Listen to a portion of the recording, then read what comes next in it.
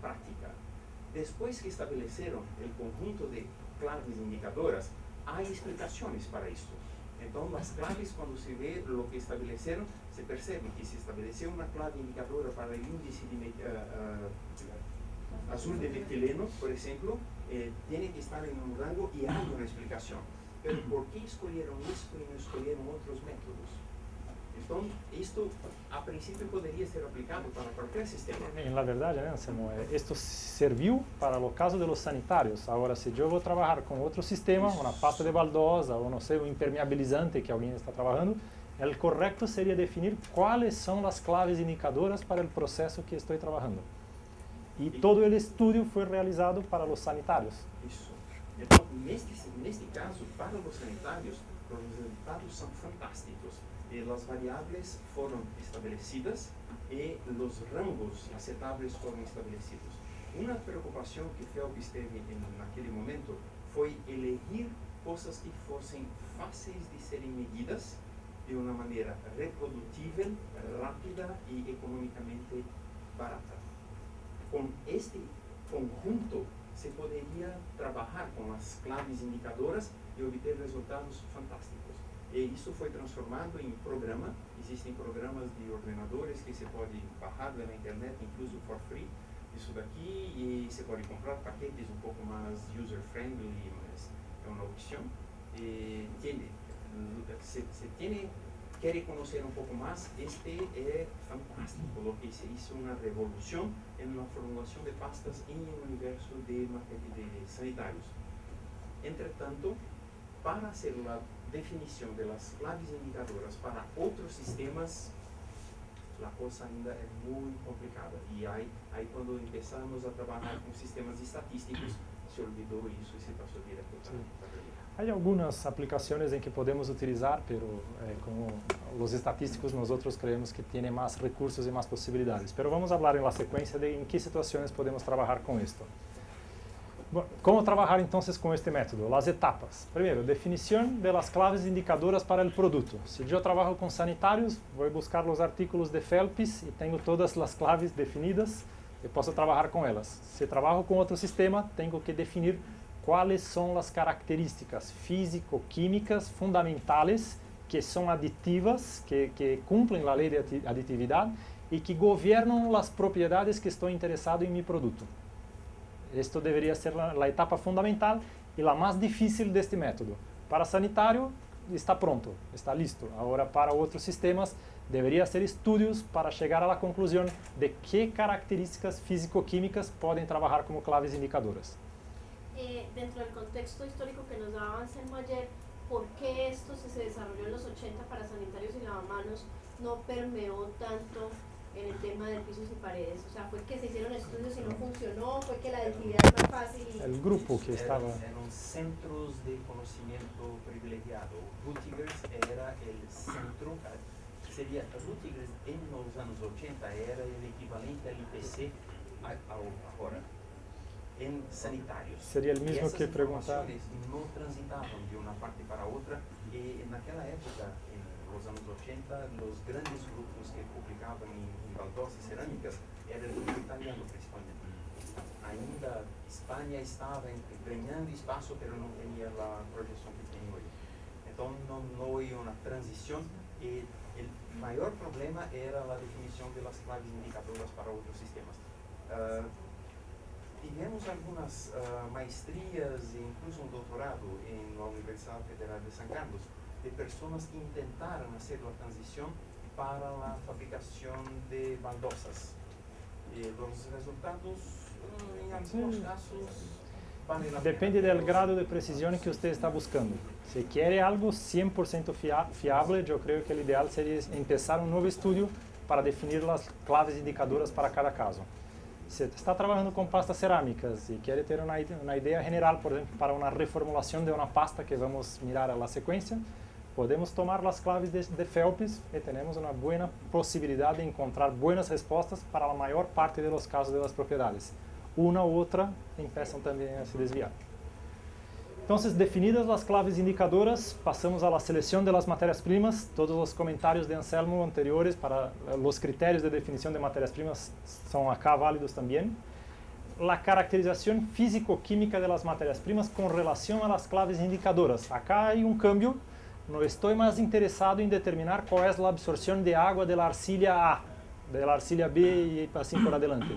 Ahora, como vamos a ver adelante, para los sanitarios Phelps consideró que las claves indicadoras serían algunos parámetros de la composición química, como el contenido de sílice, de alúmina, algunos de la composición mineralógica, como la porcentaje de caulinita, la cantidad de partículas coloidales con diámetros inferiores a 1 micrón, determinado en una análisis de DTP.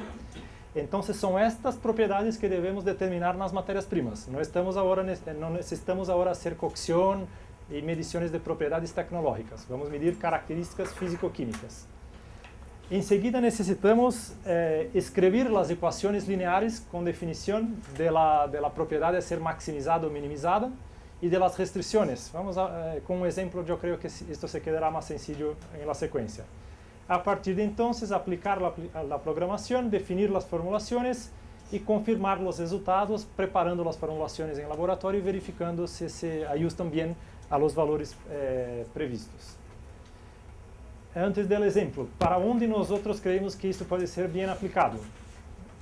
Nosotros decimos que este método es un método de reformulación de pastas y no propiamente un método de formulación de pasta. ¿Por qué? Porque usted necesita, cuando va a hacer la programación lineal, imputar los valores de las claves indicadoras. Y si yo no tengo una pasta previa, ¿qué voy a decir cuál debería ser el contenido ideal de sílice de mi pasta? El contenido ideal de índice de azul de metileno. Y para definir esto bien, yo necesito tener una referencia, una pasta que ya está trabajando bien. Si yo tengo esto, yo puedo determinar estas características de una pasta y colocar estos valores como valores de claves indicadoras. Caso contrario, es muy difícil porque no estamos más ahora hablando de propiedades comportamentales, estamos hablando de características físico-químicas. En este caso, vamos a definir de manera muy aleatoria que probablemente nos conducirá a una pasta que no sea la mejor pasta posible. Entonces, un primer caso sería el desarrollo de contratipos de pastas preexistentes. El caso de Anselmo ayer, en que la persona fue a visitar la planta más importante del mundo y tomó un poco de la pasta en el bolsillo y fue al laboratorio, ahora tengo la pasta. Y determina las claves indicadoras de esta pasta y a partir de entonces tentará hacer una pasta que se comporte tan bien como la otra. Esta sería una aplicación. La sustitución de materias primas, que Leonel estaba hablando acá. Yo tengo una determinada arcilla plástica que está se esgotando, o entonces que hay problema de suministro y que yo gustaría de cambiar por una otra nueva. En este caso también tengo una pasta con una característica buena ya, pero yo necesito cambiar de las materias primas disponibles para obtener el mismo resultado. Entonces puedo reformular la pasta a través de este proceso. Y cuando yo tengo una pasta que está trabajando en forma general bien, pero yo gustaría de optimizar el comportamiento de una determinada propiedad. Por ejemplo, yo tengo una pasta que yo gustaría que se quedase un poco más clara sin que cambiase lo restante. ¿Cómo puedo hacer para que el color de cocción sea menos rojo y más blanco? Solamente un ajuste fino. Y yo voy a escribir las ecuaciones manteniendo las otras claves indicadoras que gobiernan la fusibilidad, la resistencia mecánica, y voy a cambiar solamente los parámetros que determinan el color. Entonces, en este caso, yo estaría haciendo una maximización, en este caso, minimización del contenido de hierro y titanio de la pasta, manteniendo las otras claves indicadoras constantes. Bien. ¿Cómo se resuelve esto? Yo voy a pasar un poco más rápido para no tomar mucho tiempo con esto, pero que es el método simplex para hacer la resolución del problema, que para mí se queda un poco más práctico y más sencillo de comprender cuando hacemos un ejemplo numérico. Entonces, en este caso, yo creo que podría ser aplicado a las personas que trabajan con mezclas de minerales acá en Sumicol, en que tiene dos arcillas, una arcilla A1 y otra A2, en que yo gustaría de mezclarlas para obtener estos resultados. Una determinada fracción abajo de 1 micrón, una determinada cantidad de hierro, una determinada razón sílice alúmina, y yo quiero obtener esto al menor custo posible. Y yo tengo, entonces, como en el método simplex, que determinar las características, las claves indicadoras, en este caso, que serían estas propiedades, para cada una de las arcillas. Y yo observo que esta arcilla tiene mucho hierro comparado con esta, pero esta es más coloidal, tiene más partículas finas y más barata, tiene un costo más bajo. Entonces, ¿cómo encontrar la mejor combinación entre las dos? Escribiendo las ecuaciones, el costo a ser minimizado será entonces 60, que es el costo de la arcilla 1, multiplicado por la cantidad de arcilla 1, más 75, el costo de arcilla 2, multiplicado por la cantidad de arcilla 2. Esta será la variable a se minimizar. Y con los otros datos técnicos escribo las restricciones, por ejemplo, en este caso a través de inecuaciones, que la cantidad de partículas coloidales, o sea, la fracción inferior a 1 micra, 50 multiplicado por A1 más 35 multiplicado por A2 debe ser mayor o igual que 40. Hago esto para todas las propiedades y tengo que hacer en final algo muy importante, como estoy tratando de mezclas, que la suma de A1 y A2 sea igual a 1 o igual a 100, que sea la unidad. Esto se puede resolver, la solución puede ser hacer esto gráficamente, desde que yo tenga un número pequeño de variables, porque si no el sistema se pasa a tridimensional, 4 dimensiones, y a partir de entonces yo no tengo más cómo mirar. En 2 dimensiones es sencillo de hacer gráficamente. Trazo las ecuaciones, las restricciones que fueron impuestas anteriormente, entonces en esos casos, solamente haciendo unas simplificaciones de los parámetros. Acá está la primera restricción, y la área abajo del gráfico es permisible para la solución y arriba no es permisible. Hacemos el mismo con otra restricción y con otra restricción, y tengo una área en que todas las restricciones están cumplidas simultáneamente. Entonces, mi solución del problema estará en esta área que fue definida por las ecuaciones.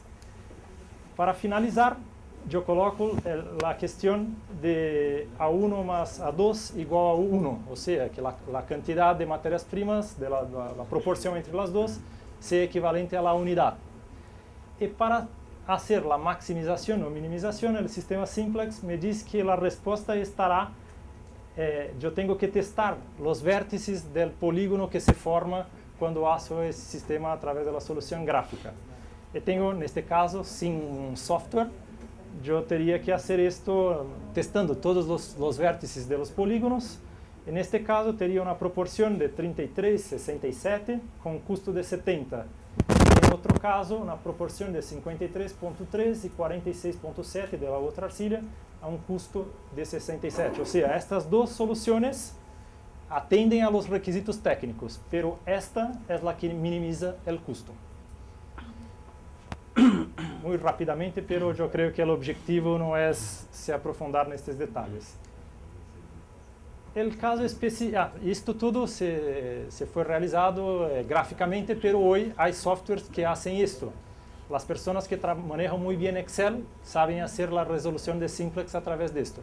Hay otros softwares matemáticos, por ejemplo, yo trabajo con Maple, no sé si conocen, que es un software matemático que puede hacer también la resolución de los sistemas de simplex para n dimensiones en que estamos trabajando con n variables y conseguimos las respuestas sin problemas.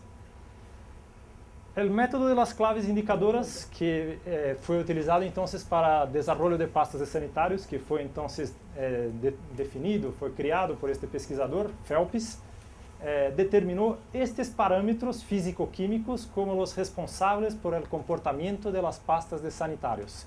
Esto que solamente para resaltar, esto vale bien para pastas de sanitarios y no necesariamente para otros sistemas. Para pastas de baldosas, el correcto sería definir otras claves indicadoras para cada situación.